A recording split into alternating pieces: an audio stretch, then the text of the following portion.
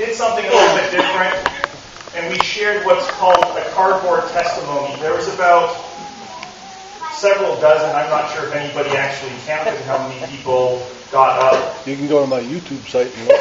I'm sure you could go to your YouTube site and count everybody as they go across. But I'm sure there's probably somewhere 30, 40, maybe even 50 people walked across the stage sharing their cardboard testimony. But if you weren't here and you're just, what in the world is a cardboard testimony?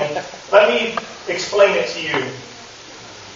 First off, you take a big sheet of cardboard, and on one side of it you write down a short word or phrase that describes what your life was like before meeting Jesus, before God. And on the other side of it, you write down what your life is like now that you met God, now that you know God, now that Jesus has touched your life, and now that He's healed your life. And so on mine, as you can tell, I started out with a bitter heart, and now I have a loving heart. And to give a little bit of background on where I came from, I have no idea where the bitterness and anger came. It's passed beyond where my memory was. My parents divorced when I was 9, and I grew up predominantly in the life that I can remember in a single-parent home, because right at that point, when I was 9, my mom, sister, and I moved across Canada, and pretty much all through my high school and college life, I struggled with just a deep-seated anger and bitterness. And it wasn't until I moved to Idaho after graduating and found the experience, and actually got plugged into a small group, that healing began. There's some people who are in that small group here in the room today. It's a DVD-based class called Returning to Marital Intimacy, and it might sound a little strange. Most of you know that I'm married now, but I took this class full of married people as a single person with no significant other on the horizon. This was before Susie had come into my life, and while it just sounds strange to share it, it was exactly where God wanted me, because God was able to start a process of being able to take my bitter heart and recreate it, reform it, renew it into a loving heart. And I don't know about you, there was a bunch of people who shared their cardboard testimonies, but when you are part of the service, or when you watch a service like that, there's two different conclusions that you can draw, or two different questions that might pop into your head. The first question, and this is mostly for people who might not have come up and shared, is, what about me? Like, I see all of these people, Jesus has touched their life, but what about me? The other question, and it's possibly what many of the people who got up and shared was, and I kind of have a little bit of this question nagging around in the back of my head, at least on a much bigger scale, is, now what? Mm-hmm. Like, I know where God had me, or no, where I was before God, and then I know how God has healed me, but now what? Mm-hmm. And I want to take a few minutes this morning and maybe theorize an answer to the question. And I want to say that the answer is a little bit similar, or a very similar answer could be used for both questions. And the answer is simply stepping out. What you might call it stepping out in faith. I want to say it's stepping out while there's still hope. Because as we see the world around us, there's no shortage of ways that we can just kind of, or things that we can see that just make us wonder, why God? Like, what in the world are you doing? Like, why is all this bad stuff happening around us? Like, we flip on the TV, we see the news, we hear it on the radio. Like, there's no shortage of bad news floating around the internet. And it kind of has this nagging, like, what in the world is going on? Why is, as the world develops technologically, why is it seeming as though, like, our society is just continually going downhill? And really, God, we might ask, when is enough enough? when are you actually finally going to come back? And really, I'm not going to come up here and date set, because that's totally not any, I have no idea. The Bible specifically says nobody knows the day or the hour, so I'm not going to go there. But I am going to share with you a little bit of an insight that I found in a story in the Old Testament. In an interaction that God has with a man named Abraham that gives us a little bit of a picture about maybe God's perspective on this idea. When does hope actually run out in God's mind?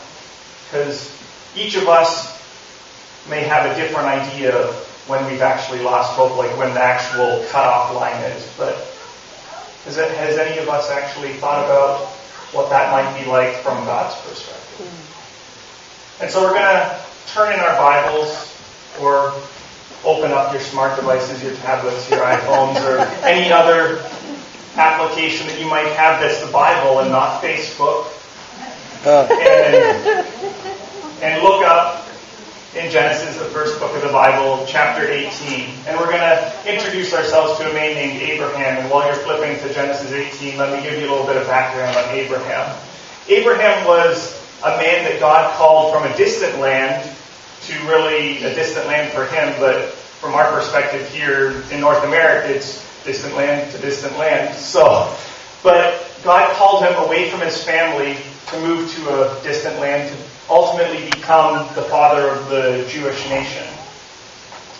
And Abraham and his wife and his nephew Lot moved across the desert, or around the desert, over to what's now modern-day Israel, Palestine, that area. And with the promise of a new life. A lot of stuff happens, and a lot of stuff that we won't cover, but basically Abraham and Lot both independently become very wealthy, and it becomes evident that they actually aren't going to be able to live near each other. Some of us might have extended family members that we can relate to each other, but we just can't live near each other. And this might have been what Abraham and Lot ultimately was. It's like, well, we can get along, but we just can't live in the same neighborhood, or maybe even the same state, or we might need a couple states between us. And so Abraham and Lot decided that they were going to part ways, and Abraham and Lot go up on a hillside and say, okay, well, which area do you want? Because there's plenty of room here. And Lot chooses a valley that's likened to the Garden of Eden and how fertile it is, that has the cities of Sodom and Gomorrah in it. And Abraham stays up in the mountains.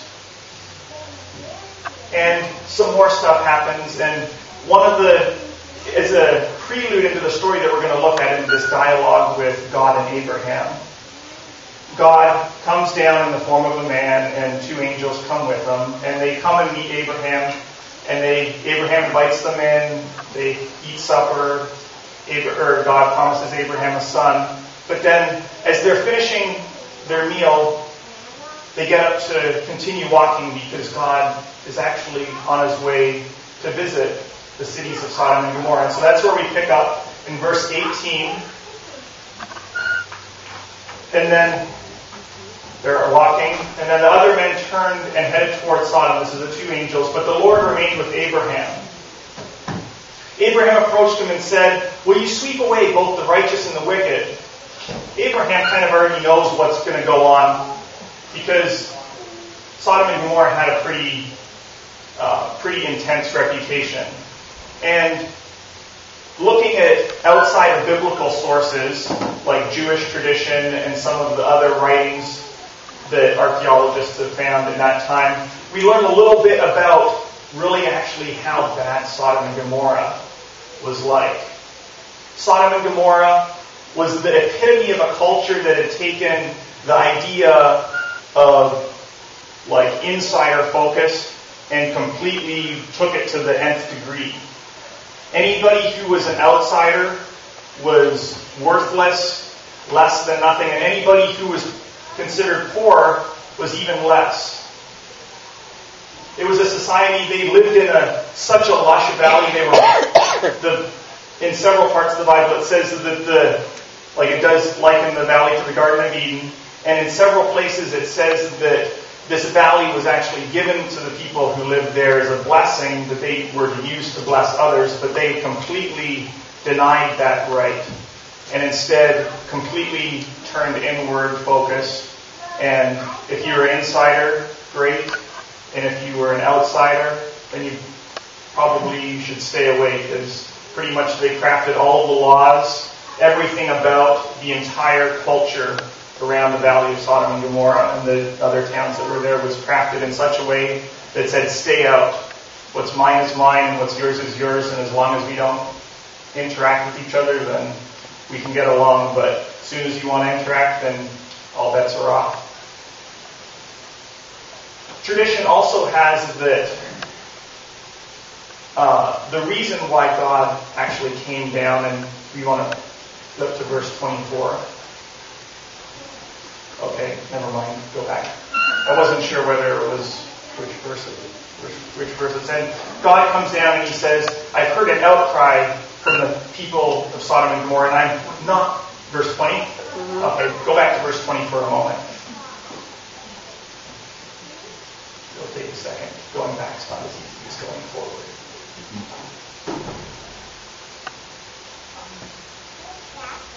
And God said, basically, like, I've heard an outcry from the people, and I'm going to go down. The Lord told Abraham, I've heard a great outcry from Sodom and Gomorrah because their sin is so flagrant. And 21, I'm going to go down and see if their actions are as wicked as I've heard. If not, I want to know. What could be so bad that it actually reaches God? And Jewish tradition actually gives a little bit of an answer to this. Because in Jewish tradition, there's a tale or a story about this beggar who lived in Sodom.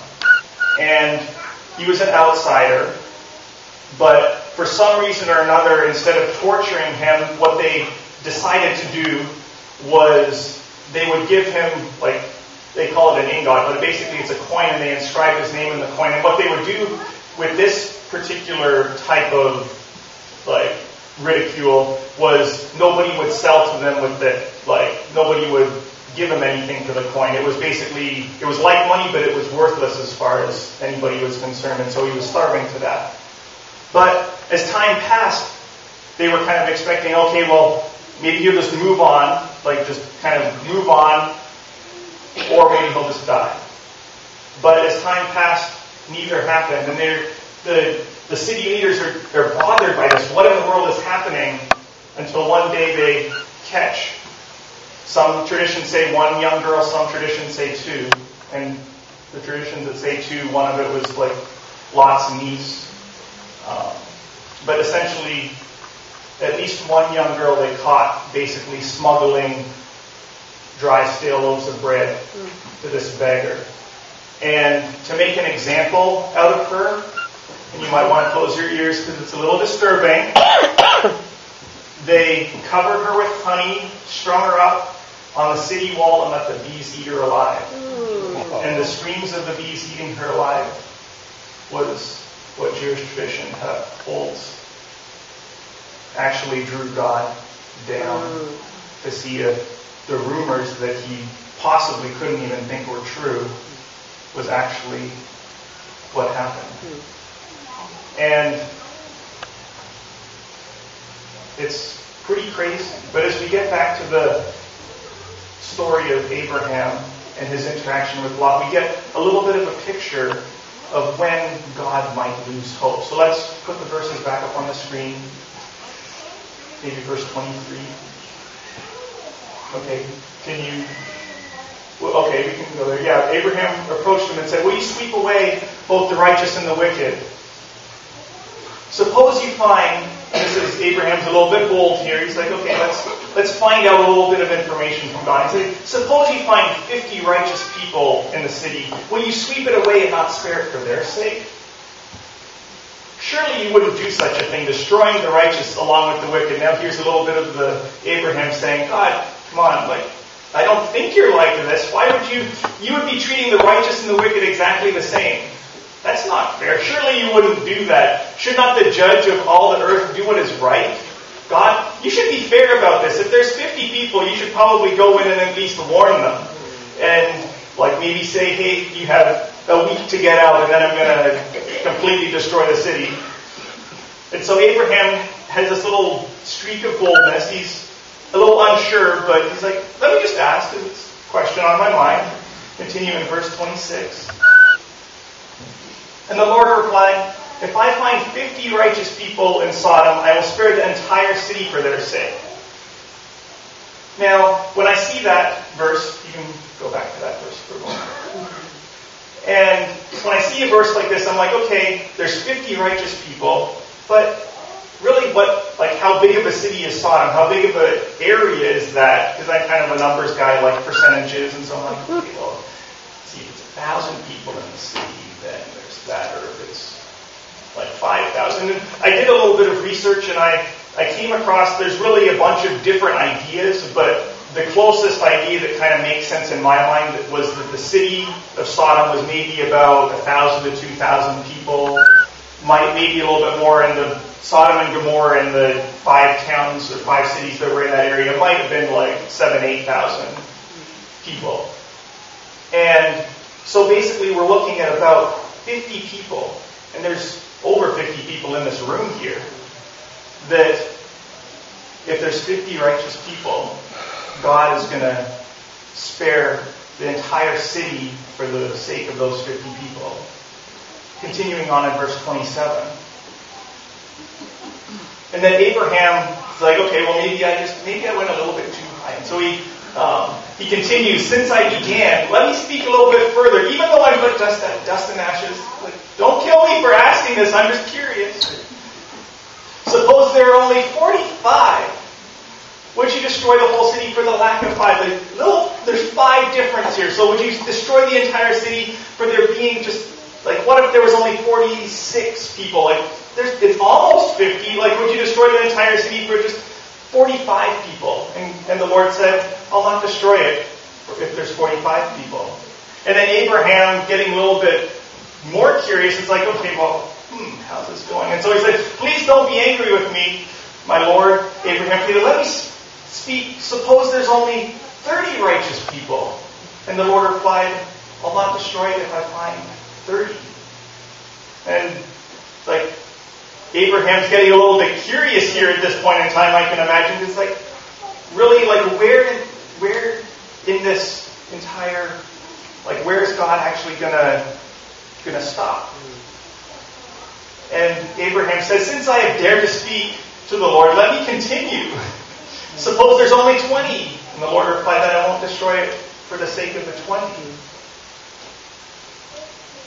And then Abraham's like, okay, there's, let me just see here, there might be Lot, then there's Lot's wife. Okay, let's see. There's Lot. I'm sure that there's probably some significant others in there. So then he finally says, okay, God, one more time. Please don't be angry if I speak one more time. Suppose only 10 people is Lot. So suppose there's only 10 people. There's got to be 10 people. And then the Lord, suppose there's only 10 people. And the Lord said, then I won't destroy it for the sake of 10. This is absolutely amazing in my mind, because as we look at this interaction, 10 people who are righteous, in God's eyes, is enough hope to spare all of the wicked. And that just baffles my mind. Because in my life, and in my mind, I often have the question and the doubt, what can I really even do? What can I do with my story? What does God have as a purpose for my life? I can tell you, as a little tangent side note, speaking up front was not ever one of those things that I had in my future, because I'm much more comfortable behind the soundboard. But really, we read this story and we say, okay, what is God thinking when there's 10 righteous people? But we see very similarly when Jesus came, he picked 12 disciples that whittled down to 11 as he died and was resurrected. And those 11 people transformed an entire empire. And really, that in and of itself baffles me.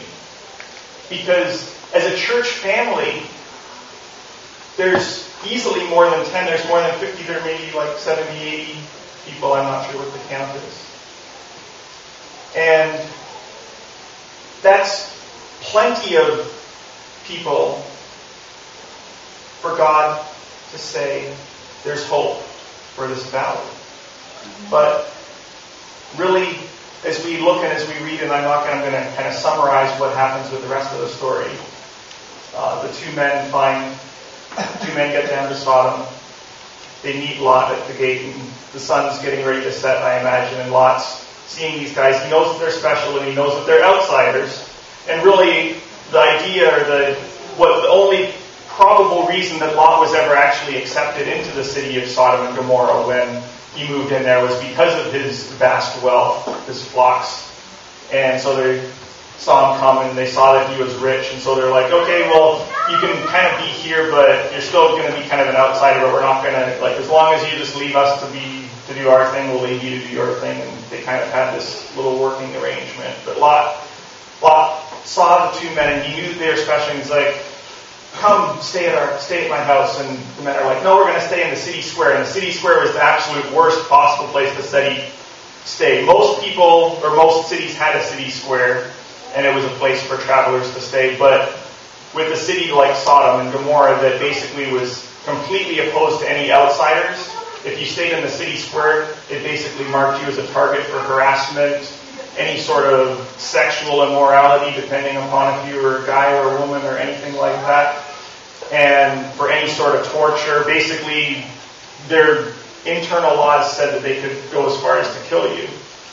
And so Lot knows this, and he's like, you don't want to stay at the city square.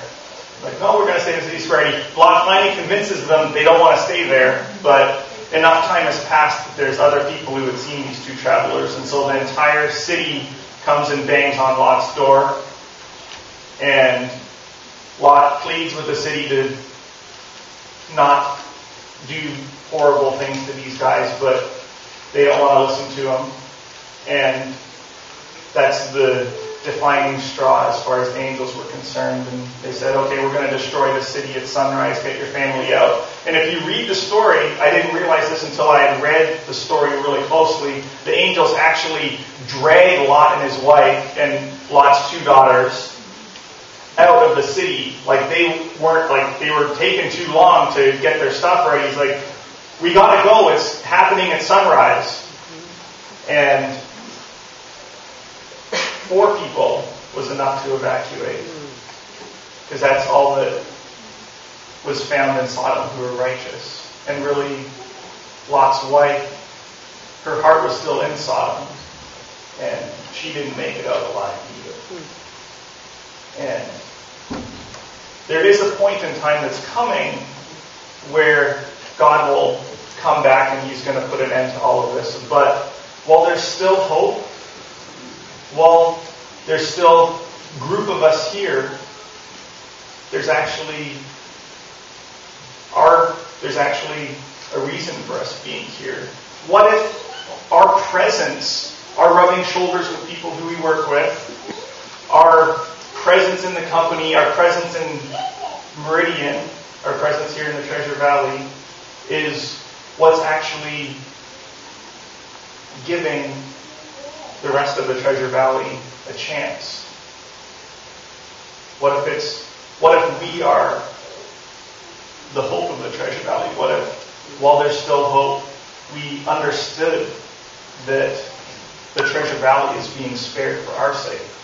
Really, we could even say that the whole United States is being spared for the sake of a small group of righteous Christians. Amen. What if we figured out what to do with that? What if we learned how to go about sharing our stories with others? And my story is, in my mind, and everybody really kind of thinks this, my story, a bitter heart to a loving heart, it really seems a little bit too simple. And oftentimes we take a look at our story and we say, that's just way too simple. But what might be simple and what we might over-rationalize in our own life is really what God is going to use to transform somebody else's life. And as the band comes up to sing a closing song, just think about what your presence, what my presence, what each of our presences about our day. Think about what each of us could be doing to share our story, whether it be at work, at the store, like among friends, because while there's still hope, we still have a chance to change lives. And in 1 Peter, we read that people kind of were wondering, okay, what's what's taking so long? And it says that God isn't being slow for His sake, He's being slow for our sake, so that everyone will come to repentance. I think it's 1 Peter 3, maybe 9 and 10, somewhere in that frame. And really, while there's still hope, we still have an opportunity